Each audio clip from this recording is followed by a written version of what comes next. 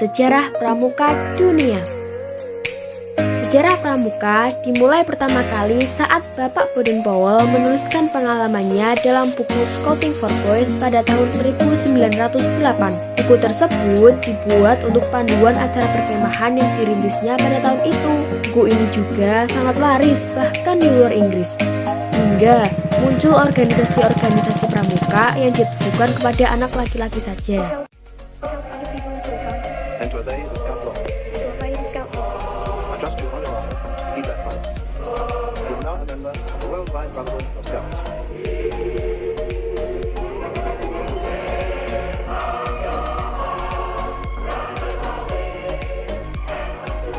Pada tahun 1912, Baden-Powell bersama adik perempuannya yang bernama Agnes mendirikan organisasi pramuka untuk perempuan yang bernama Girl Guides. Pada tahun 1916, mulai berdiri pramuka untuk siaga yang dinamai CUB atau Anak Serigala.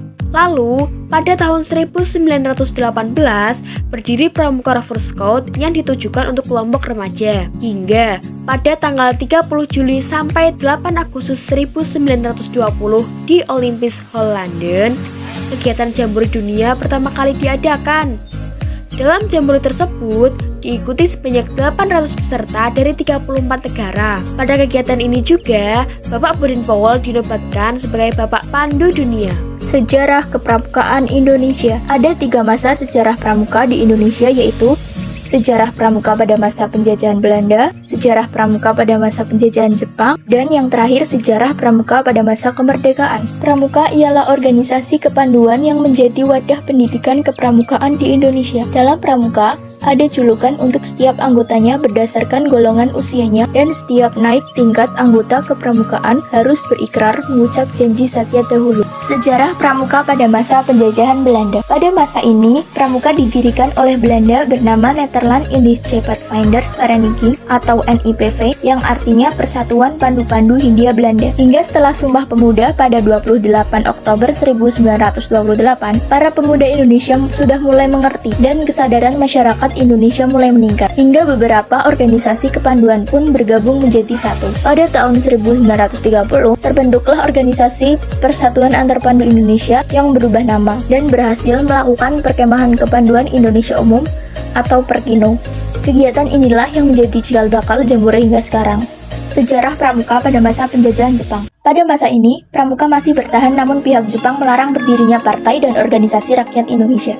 Tapi hal tersebut tidak menyurutkan semangat para perintis pramuka di Indonesia untuk melakukan perkemahan kepanduan Indonesia Umum atau Perkino yang kedua dengan lancar. Sejarah pramuka pada masa kemerdekaan. Setelah Indonesia merdeka, pada 18 Desember 1945 didirikan organisasi Pandu Rakyat Indonesia di Kota Solo. Organisasi inilah yang menjadi wadah kepanduan Indonesia bernaung. Pada tahun 1961, sekitar 100 organisasi kepanduan Indonesia terbagi menjadi 3 federasi, yaitu 1. Persatuan Kepanduan Putri Indonesia, 2. Ikatan Pandu Indonesia, 3. Persatuan Putra-Putri Indonesia. Hingga pada tanggal 14 Agustus 1961, kegiatan pramuka resmi dikenalkan pada masyarakat Indonesia. Karena itulah pada tanggal 14 Agustus diperingati sebagai Hari Pramuka di Indonesia. Selanjutnya, organisasi PBB. Perserikatan Bangsa-Bangsa atau PBB adalah organisasi internasional yang didirikan pada tanggal 24 Oktober 1945 untuk mendorong kerjasama internasional. Badan ini merupakan pengganti Liga Bangsa-Bangsa dan didirikan setelah Perang Dunia II untuk mencegah terjadinya konflik serupa. Pada saat didirikan, PBB memiliki 51 negara anggota yang saat ini terdapat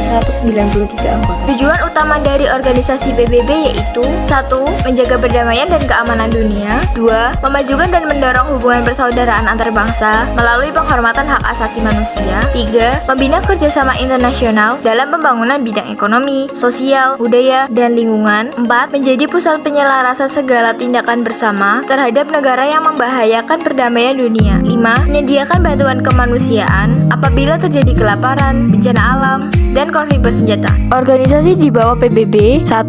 FAO Food Agriculture Organization untuk menyelesaikan masalah pangan dan pertanian. 2. IAEA International Atomic Energy Agency untuk mengurus masalah yang berhubungan dengan energi nuklir. 3. ILO International Labour Organization, organisasi yang membawahi masalah buruh dan pekerjaan. 4. IMO International Maritime Organization, organisasi yang membawahi masalah kelautan. 5. UNESCO United Nations Educational, Scientific and Cultural Organization, organisasi yang membawahi masalah pendidikan, keilmuan, dan kebudayaan. 6. WHO World Health Organization, badan yang mengurusi kesehatan dunia. 7. IMF International Monetary Fund, bertugas di bidang keuangan dunia. 8. WFP World Food Program, badan dunia yang memberi bantuan kemanusiaan dan perkembangan jangka panjang untuk program pangan. Organisasi ASEAN atau Association of Southeast Asian Nations merupakan organisasi ekonomi dan geopolitik khusus untuk negara-negara di wilayah Asia Tenggara. Sejarah berdirinya ASEAN diawali karena beberapa kesamaan negara-negara pendirinya serta konflik yang terjadi saat itu. Asia Tenggara merupakan tempat yang strategis sehingga beberapa negara di kawasan menjadi basis blok untuk timur dan barat seperti di negara Vietnam dan Filipina. Selain itu, konflik militer juga terjadi di negara lain seperti Laos, Vietnam, dan Kamboja. Ada pula konflik bilateral yang terjadi antar Indonesia dan Malaysia serta Kamboja dan Vietnam. Tahun 1960-an merupakan masa-masa yang sulit bagi negara di Asia Tenggara. Ada sejumlah perselisihan yang terjadi baik secara internal maupun eksternal. Permasalahan-permasalahan ini berdampak pada stabilitas pertahanan dan ekonomi di negara-negara Asia Tenggara. Akhirnya, beberapa pemimpin berinisiatif untuk menciptakan suasana aman dan damai untuk kawasan Asia Tenggara dengan membentuk ASEAN. Negara pendiri ASEAN beserta perwakilannya. 1. Indonesia. Ada Malik sebagai Menteri Luar Negeri Indonesia. Malaysia. Ada Tun Abdul Razak sebagai Wakil Perdana Menteri Malaysia. 3. Singapura. Ada Sinnathamby Rajaratnam sebagai Menteri Luar Negeri Singapura. 4. Filipina. Ada Narciso Ramos sebagai Menteri Luar Negeri Filipina. 5. Thailand. Ada Tanat Koman sebagai Menteri Luar Negeri Thailand.